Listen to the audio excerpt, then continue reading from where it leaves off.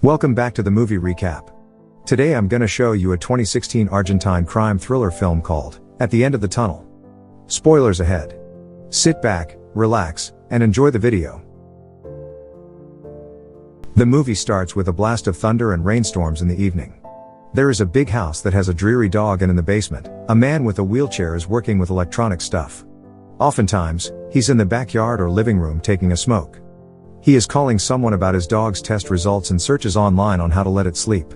Then, he injects something into the dog's treats. A doorbell rings and it is a woman with her daughter asking about his room upstairs that's for rent.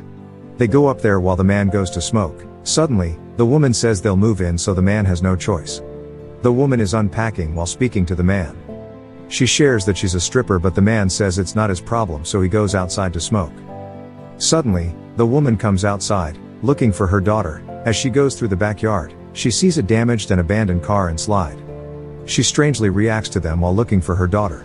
Betty is only hiding in the pantry, and stole some things, so the mom put it all back in place. She sees a box full of pictures, a photo of the man and his old family. While working downstairs, the woman calls her to go to the terrace and helps him. She says she finds out that it's his birthday that day with the contract, so she offers him dinner.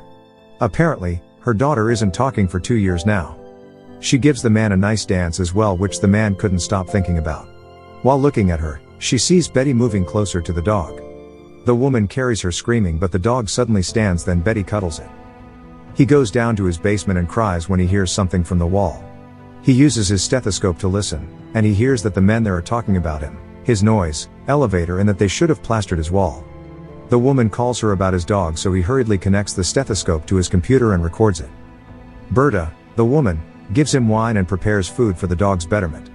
The next day, he replays the recoding and lists some of the names heard as well as the dates.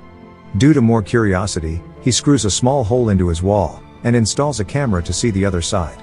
Suddenly, Berta gets mad at him due to trust issues of them leaving with him and accuses the man, Joaquin, that he likes her because of the dance. She says Joaquin is smart and shouldn't think lowly of himself just because he is in a wheelchair. Continuously, he investigated more about the basement on the other side, and he noted that they only work at night, carry dirt upstairs in bags, and what could the beams were for. The next day, the two greet each other and Berta gives him coffee. Joaquin says they could stay in the house, which makes her happy. He also asks her to come down to the basement because he'll show her something. Joaquin goes back to investigating and watches the happenings. He discovers that Berta went there last night when he asked her to move out, and told her lover about it. Her partner asks her if Joaquin can hear the noise from their basement, and she says no.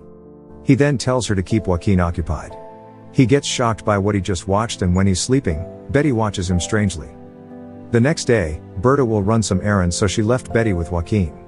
He tries to talk to her, but she really doesn't talk, so he goes to the kitchen. Joaquin turns around to see his dog, then he sees Betty whispering something to Casimiro, the dog. While watching the tapes, he is putting a microphone on Casimiro's leash. The gang on the other side of the basement is stealing from a bank, and one of their men has sent his girlfriend the address of the bank as well as telling her that she works near it. They got really angry no matter the man's excuse. The leader stabs him in his stomach and Joaquin gets scared watching. The man covers his face with a blanket, then the leader stabbed him with an axe. Joaquin left speechless. That night, Berta and Joaquin are drinking wine and talking about his incident, their love lives, and whatnot, when suddenly, Berta gets so dizzy that Joaquin offers his room in case she couldn't make it upstairs. Berta wonders why is she getting dizzy, and Joaquin offers to inject her for her dizziness. She asks why is he doing this to her, and he replies because he knows what she's doing. Berta says that they will kill him, and then dozes off to sleep.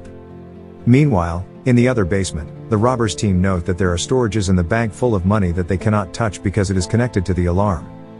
The next day, Joaquin asks Berta about what she finds the leader attractive, which she's dating. She says that he's good to her and Betty and that he wouldn't hurt anyone. Joaquin opens his laptop and shows her the video where the leader kills his man. Berta shed a tear as she cannot believe what happened. In the kitchen, Betty seems scared of Joaquin. He tells her to bring his things down and she can take the locked room full of toys, seems like his beloved daughter's room once.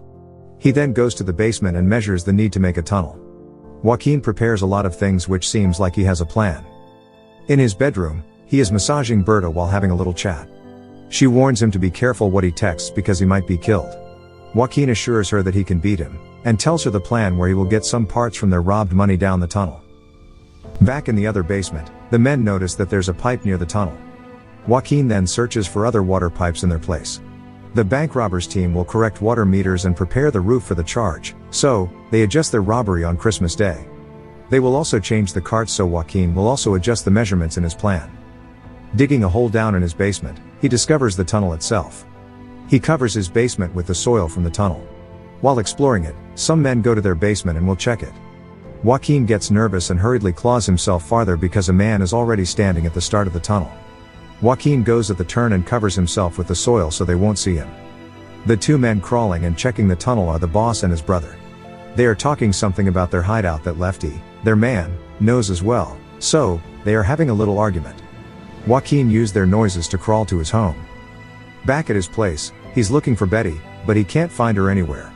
He sees his dog and his basement gate opened, so he hurries to go down even without his wheelchair elevator.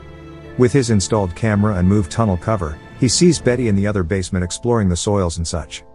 Men suddenly go down, so Betty goes on a hide. The bank robbers team together with their cop friend are talking about their plan while the kid is nervous and hiding. When the men go up, Joaquin hurries to catch Betty crawling from the tunnel. He saves and kisses her as he tells her it's over. Joaquin discovers that Betty stole a watch from the other basement, but shrugs it off as long as she's safe. He then goes to Berta, asking her to answer her phone call, but she acts with rage. Joaquin tells her that Betty talks to Casimiro and discovered it because he installed a microphone in its collar. He plays the voice record and it seems like Betty was traumatized because Berta's boyfriend has been sexualizing her for 2 years, and maybe the reason why she stopped talking at all. Full of rage, Berta gets mad and wants to kill her partner. Joaquin assures her that he will ruin his life because he'll ruin their robbery plan. He'll flood the tunnel. He asks Berta's cooperation to pretend to her boyfriend that everything is okay. She answers his phone call and did what she has to do. It is now Christmas Eve, a few hours before their plan will start. Joaquin is watching the fireworks and Betty joins him. She seems to be comfortable with him due to his kindness. The next day comes and he's now preparing. The robbers are preparing as well despite the daylight. The rain started pouring and Joaquin is now putting bandages around his arms for protection. He crawls to the tunnel together with his bag and removes some sensors. Joaquin opens a hole and crawls up to the bank. He sees the storage numbers that is full of money and gets some of it. While leaving, the storage door comes open again. As he goes his way back to his basement, robbers are going down again, so he hurries back to the bank. He then goes down very fast until he reaches his basement. The 3 robbers are now crawling just in time when Joaquin shuts down his cover. The pipes are now flowing as goes from his plan. The robbers now reach the bank and catch the money from their planned storage. While doing their job, they hear sounds of water, so they check it and it's now flooding. The water is completely being leaked, so the robber couldn't seem to make it to the other side. Being so, the boss, together with his other men, decides to get out and escape from their basement, leaving their men alone.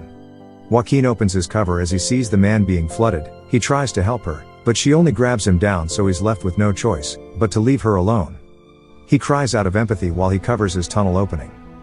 As the water floods his basement, he covers or erases some evidence and goes up to his living room and gets his wheelchair. Meanwhile, the robbers in the bank are being flooded as well, and their only choice is to ring the alarm. Joaquin is waking up Berta, but she hit him and asks him where's her daughter. He tells her about what happened and assures her that he will take care of her and Betty. Joaquin and Berta share a kiss, and he tells her that they can go somewhere far, just the 3 of them. She apologizes as she hit him again, but he fights and injects a drug instead. The 2 robbers are completely trapped in the vault while Joaquin is now showering to remove the dirt from the tunnel. He goes outside as he sees some ambulances and fire trucks, but the officer tells him to get back home. The police come to their house as they will check something because they already figured out that someone tries to rob the bank. He is left together with the cop friend of the robbers. He gets his number and reminds Joaquin that if he sees anything strange, call him. The police now get out of his house and Joaquin tells them that the power should be back soon. While watching the rain from the window, another knock has come on his house. It's the police, but it's truly the robbery team. They search his basement while Joaquin texts the robber's cop friend to come to his house again. The leader asks him to state what happened, and so he did. He then asks him if he has someone in his house, and he says about the mother and a daughter, but he tells him that they already have gone. Betty then comes walking across the hallways, which makes the leader more suspicious of him. The leader searches the house as he saw the child. He wakes up Berta, but she can't. He also checks her arms. He points a gun at him saying that they should talk. The leader gets mad and asks him why he lied. He states that the mother told him to say that they've gone. He then asks Joaquin why Berta has marks from being tied up and drugged, and he replies that he has no idea. For the third question, he asks him why she's in his bed, and so he replies that she's not feeling well. She drinks a pill, and he offers her his bed as she couldn't make it upstairs. The leader says that his answers make no sense, but Joaquin defends that he's telling the truth. He pushes him out of his wheelchair, and his men started to kick and punch him. They threaten him that they'll kill him either way. Suddenly, his phone starts ringing. The cop friend says he's outside of his front door. The leader drags the cop inside and threatens him as well. When all start to panic, Joaquin calls Lefty to come and help him. The team gets confused as to why he knows his name. Joaquin starts to tell stories that all make Lefty the bad guy. He says that Lefty always sneaks to the terrace to see Berta and he would tell him to drug her. Joaquin also spits some of their secrets, such as their hiding place and also the team's names. He tells the leader to open the drawer, and there, he sees Lefty's watch, which was stolen by Betty. The leader's brother shoots Lefty and vice versa. The leader cries aloud as his brother bleeds so much to death. Finally, Berta wakes up, sees a gun, grabs it, walks slowly, then quickly shoots her sexual assaulter boyfriend as they swear to each other. Berta, Betty, and Joaquin all hug each other while the cop friend is still alive and threatens him about what he can do. Joaquin defends that he can ruin his life by showing his laptop and playing the video, which reflects that the cop friend is helping the robbers. He then stays silent and eats the treats in the drawer, which Joaquin has injected a sleeping pill. The cop friend then points the gun at Betty. Joaquin panics, so he gives him the money instead. While escaping, the cop friend feels dizzy as he's eating the treats with pills. He gets into an accident that reveals the dead bodies of robbers inside his trunk. His car explodes, creating a big fire, burning everything he has got. Meanwhile, Joaquin's house got cleaned and all of them are packing their things. They are about to get out of the place. The movie ends with them opening the door of his house, about to go, and Betty holding Joaquin's hand. Thank you for watching.